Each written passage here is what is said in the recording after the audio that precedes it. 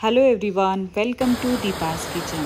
आजची special dish जी आहे तर ती वातावरणावरून आहे, कारण की एवढं मस्त म्हणजे सकाळी सकाळीच पुण्यामध्ये पाऊस सुरू झाला होता आज आणि खूप असं एकदम थंड असं वातावरण झालं होतं आणि गरमागरम मस्त अशी कढी खावीशी वाटली, मन झालं।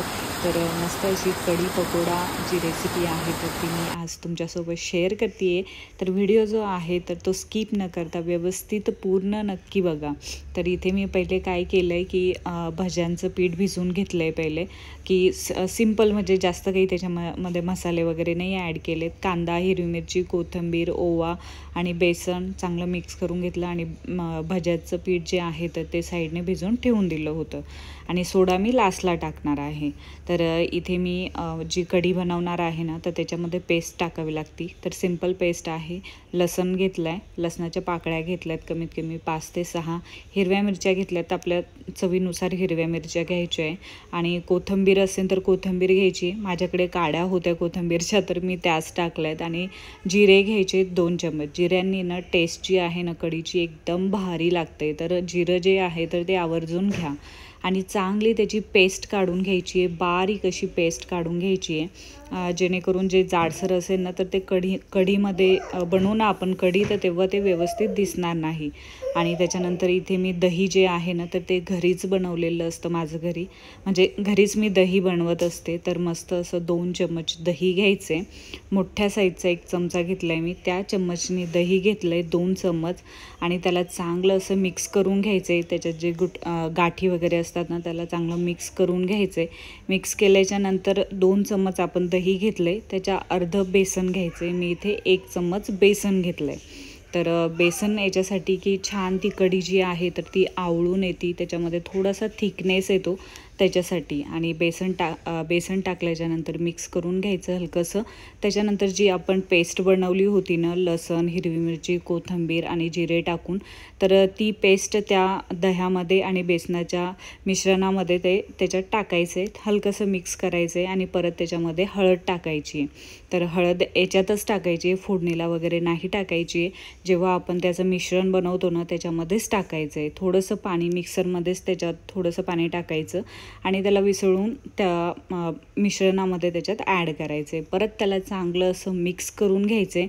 तुम्ही बघू शकता एक पण त्याच्यामध्ये दह्याची किंवा बेसनाची गुठळी दिसत नाही आहे, एकदम व्यवस्थित ते मिक्स करून घेतलं आहे। आणि भज्याचं जे पीठ आहे तर ते भिजवून ठेवलं होतं, त्याच्यामध्ये सोडा टाकला, मिक्स करून घेतलं, परत 1-2 मिनटं साईडने ठेवून दिलं।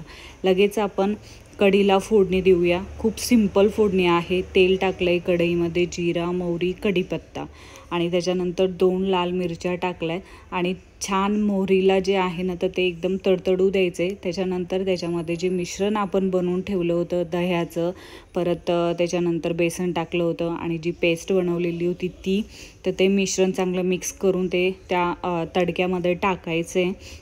आणि त्याच्यानंतर आपल्याला कशी म्हणजे किती कढी बनवायची त्यानुसार त्याच्यामध्ये पाणी टाकायचे।